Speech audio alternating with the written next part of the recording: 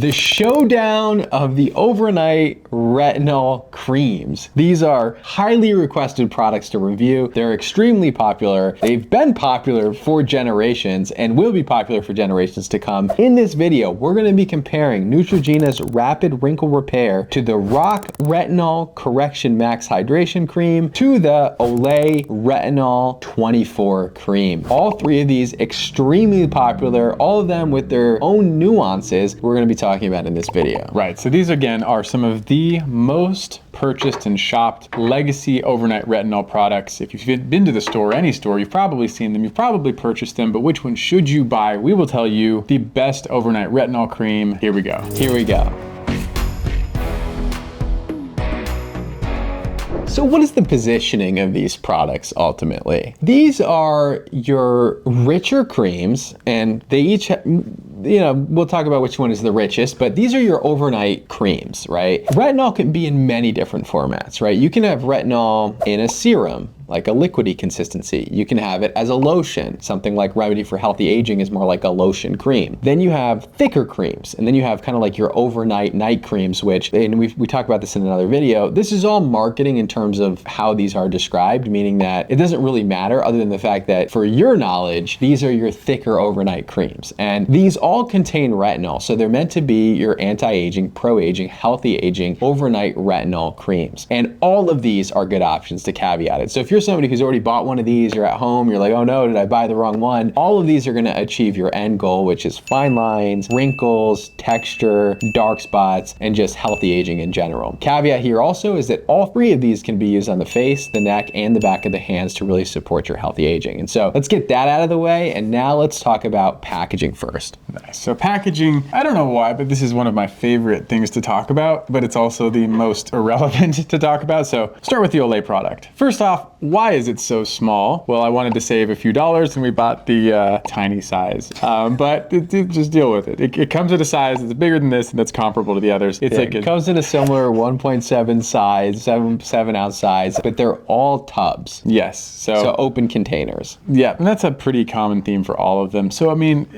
there's not a huge winner here. I'd say it's okay, especially when it comes to plastic packaging, like maybe a little subpar, just my personal preference. Neutrogena, glass packaging. This bottle, this one's pretty empty, and I think it's also expired in 2020, pretty old. So, I do actually like the packaging of this. It's glass, it's silver, but again, same open tub, not much difference. And then RoC, they're gold, glass packaging, same thing, open container. So all of them about the same, some form of glass packaging. So I prefer glass, just me. So I'd say these two, let's say tie for packaging, maybe a little nod to the RoC. Yeah, I mean, I think this packaging has probably changed since 2020, to be honest. I think the one I have at home is slightly different, but I think only the copy is different. I think it's still just a glass packaging with silver. What I like about the RoC one is just a minor nuance as somebody who has their own brand, but this is custom packaging from RoC because they've debossed their logo into the cap here. So they might be dealing with a regular normal stock base and everyone's decoed it in their own way, but this is another just extra premium touch that they put to the product. Does this change the performance at all? It changes the performance 0. And what's interesting about all three of these packaging is that they are in open container tubs, which has their own nuances to formulation, because for a long time, retinols were never available in this format because they were not stable when exposed to air and light. And so historically, you saw them in tubes, you saw them in airless packaging, and that's because when you have a raw retinol ingredient, you really can't expose it, otherwise it goes bad. But all of these use an encapsulated form of retinol. That form of encapsulation allows it to be stable in light and air. And then when you put it in a cream format and you put it in an open container, you also have to have a preservative system that's able to allow someone to dip their fingers in it without contaminating it with bacteria. So there comes a certain nuance to formulation, but all of these have been able to accomplish that, and all three of these are from reputable brands. And so when it comes to stability, I have no worry that all three of these are actually going to be stable. Now let's get into the interesting ingredient breakdown here, because I think that's where some of the nuances come in between these. And let's start off first with the RoC and the Neutrogena one, because they're the most similar, right? Both of these formulas they have encapsulated retinol at concentrations of unknown. So I can't tell you of the three which one has the highest concentration of retinol. I have no idea, but they have very similar formulations. They both have glycerin. They both have dimethicone, I believe. Does this also have a dimethicone base? Both of them come in fragranced and fragrance-free options. options. Of course, I'm going to opt for the fragrance-free option in this case. And so from an ingredient portfolio, these are very similar and only minor nuances in the base of the formula compared between them. The Rapid Wrinkle Repair does have a sugar complex that helps to accelerate or increase the penetration of the retinol into the skin. And then the one from RoC also has its nuances. Yeah, so the RoC product, these are actually very simple formulas, and I pulled it up here because you have, again, the glycerin dimethicone base. They do feel different, but we'll talk about the aesthetics of it later. This one also has ascorbyl palmitate, ascorbic acid at concentrations, again, unknown, not sure if they do much functionally. Probably quite low, more stability, more part of the bulk, not something that's actually, you're probably not getting your vitamin C load that you need in this formula. Yeah, definitely not. And I mean, really that's the gist of it. So both the RoC and the Neutrogena one, very straightforward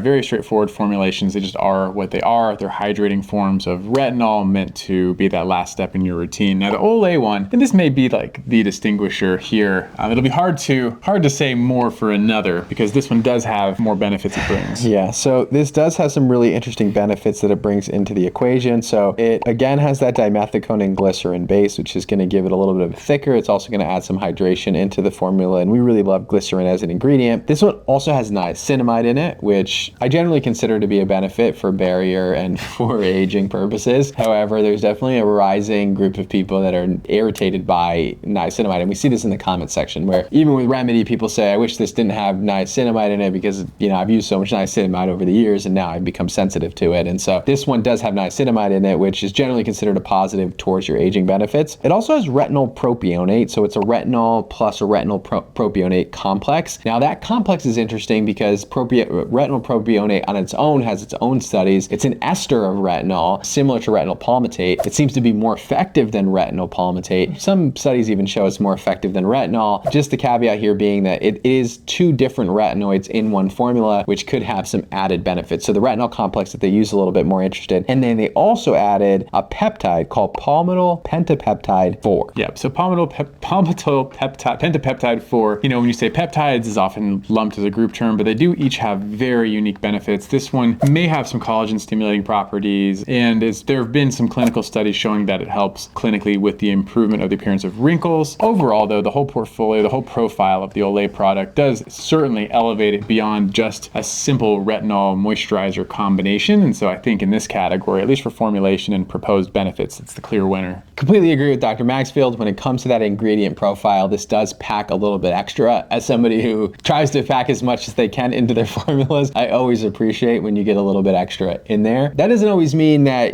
there's going to be an increase of better performance, but from an ingredient portfolio, you definitely see more interesting ingredients in the one from Olay. Next, let's talk about the texture, the way the products feel on the skin. You can't buy all three of these, nor should you buy all three of these. And so if you're going to pick one, I think texture plays a big role for people. So let's talk about the textures between the three. And I think the thinnest product, meaning the most lightweight formula, is the Retinol Correxion Max Hydration Cream from RoC. Just a little bit of a lotion cream base. And then you have the Olay one, which is very, very similar. Now, what's nice about the Olay one is it has this, I don't know how to explain it, but it's almost this silkiness to the spread to it that is a little bit thicker than the RoC one, but there's the way that it kind of blends into the skin is this kind of silky finish. Yeah, almost like, I don't know, I think both of these kind of do it though. So this is the RoC one. Yeah, look, it gives you a shimmer, but it's temporary, right? So yeah. It's interesting. Yeah, it gives you a little bit of a shimmer, a little Edward glow moment just for a second before it absorbs really nicely into the skin. It's like this phase of the product that I'm talking about with the Olay one. After it sets. Yeah, like it's almost like a silky dry down, silky hydrated dry down. This is the kind of texture with the Olay one where I feel like it's going to linger on your skin a little bit more, to the point where if I was to sweat, I feel like it would get into my eyes, if that makes any sense. Now, that's not the case, but that is what it does. It really does leave you like, I don't know, silky is a pretty good word.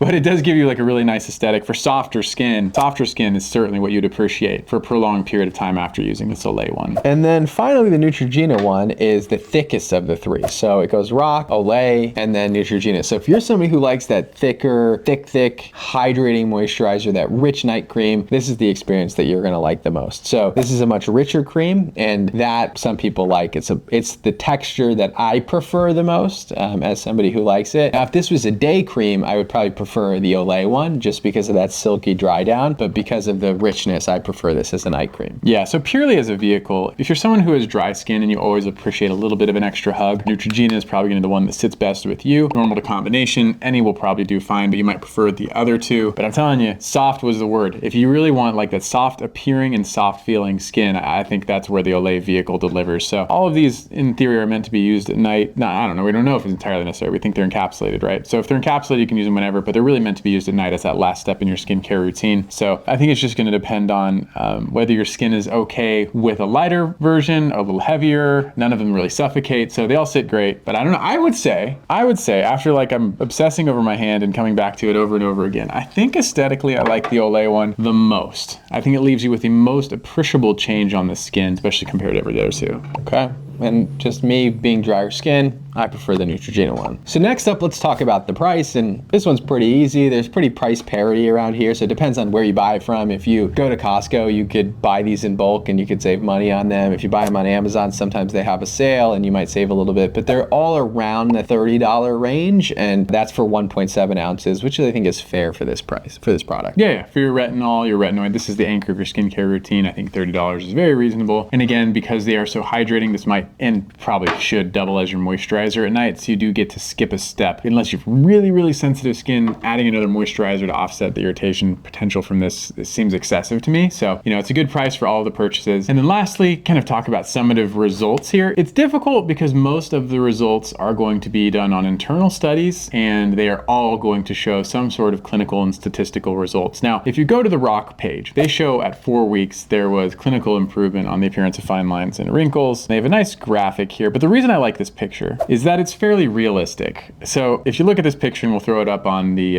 YouTube, your monitor here, your phone here, whatever you're watching on, barring the 11 lines, which are those lines in between your eyebrows when you frown, I think the results are fairly realistic here. It's not perfect, it's going to fade them, and I think it's important that everyone realize that the expectation of real results is actually this. It's not what you're seeing on TikTok, it's not the before and afters that you're seeing on social, it's actually this. This is a really, truly statistically significant improvement in what you should expect over time, and the longer you use these, the better it's going to get. And so all of these, I think you'll expect to see good results with fine lines, wrinkles, texture, and anything that's related to just having healthy aging in general. It's about being consistent. I've had patients that have used at least the Olay one and the Neutrogena one for a decade maybe at this point, and they all see great results over time, even without being on a prescription retinoid. So you will see results with these. The question is on those minor nuances. Does it make a difference that we have a peptide in the Olay one and so on and so forth? I have a slight bias in the Neutrogena one because I've seen a lot of the internal data that's not published to all of you, but they have some internal data showing increased expression of CRAB-P2, which is a molecule that transfers retinol or retinoic acid into the nucleus so that it can act on the retinoic acid receptors. So on a molecular level, they showed an increased expression of this, meaning that over their competitors, an increased expression of this. Now, I don't know if they compared to RoC, and I don't know if they compared to Olay, but in their competition studies, they showed increased expression of this. So they showed that it's working on a molecular level. They also have like 20 patents on the retinol itself, and they also have like 100 studies on the retinol as well. And they also show that it slowly releases throughout the day onto the skin. And so some of those lab studies that I think brands should do more of this to all of you, because there's so many products out there and it's hard to choose between them. Right now, I mean, the differences are minor ingredient differences that we're dealing with, and we're dealing with some minor textural differences, right? So as a consumer, that's hard to choose between them. And so the clinical studies is where the edge comes into play. The problem is that a lot of brands don't message this clinical studies to you. And so I do wish that brands will do more messaging. I know there's some regulatory and compliance issues around that, and so that's why they don't do it. I don't know what studies RoC has done. I know they have stabilized retinol very early, and they have tons of studies on their retinol, and I don't know as much about Olay and their formulations, and so I can't really speak as much to them. But I know that all of these brands do tons of studies, so you can count on the stability and the efficacy of the ingredients in their formula. Now it comes down to, do you want the extra boost of the peptide in the Olay Retinol 24, or do you want a thinner cream, the one from RoC, or do you want the thicker cream from Neutrogena? I think I would trust the results with all three of these. Yeah, I agree. I think the results will be fairly consistent. Brand reputability is very strong here. Now, do you have a clear favorite that you would prefer for you? So this is where I think the bias comes into play, because once I saw saw the increased crab P2 expression, I was very confident that I would see results with the product. So to me, it's like, hey, you're kind of like, a dollar in a dream when you buy a product, right? Like you really hope that you're going to see results with it. To me, like efficacy is number one, right? Like, is it going to work or is it not going to work, right? And when you see a study like that, you think to yourself, okay, like I can count on this working, right? So I think that kind of shifted my bias, but I think barring that, because I don't know what the competitors have done, I would say to me, like it really is just a preference on texture and maybe that extra peptide. So I would say kind of all of them equivalent, with me leaning more towards the Neutrogena one just because of the internal studies that I've seen. All right, that's fair. So for me, I have an affinity for the Neutrogena one / not affinity for it. It was the first retinoid I ever used was the Neutrogena Rapid Wrinkle Repair. And so I'm sentimental in that way, but I'm also like, that's where I learned a lesson that my expectations need to be tempered. That's why I brought up like what a real result looks like. Cause I thought, it's like wrinkle eliminator, pore eliminator. Like these are things I hear and I'm like, okay, that's what was my expectation. I was very disappointed, even after perhaps using a full jar. I don't know if that's the same one. It actually might be. So I have this like backstory with the Neutrogena one, but I think for me, the favorite is the Olay one, because even though, yes, the internal studies are strong, I think in terms of potential results that I'll like, what can you gather from a formulation, potential stackable benefits? I think Olay theoretically might have a higher ceiling, although subtly. And I think aesthetically, the Olay one I preferred, but that's just me. So up to you, which one you think is right for you. Hopefully we gave you a little bit of information to help guide that decision. And whichever one you pick, I hope it works great with your skin. Yeah, I don't think you can go wrong with either of these. I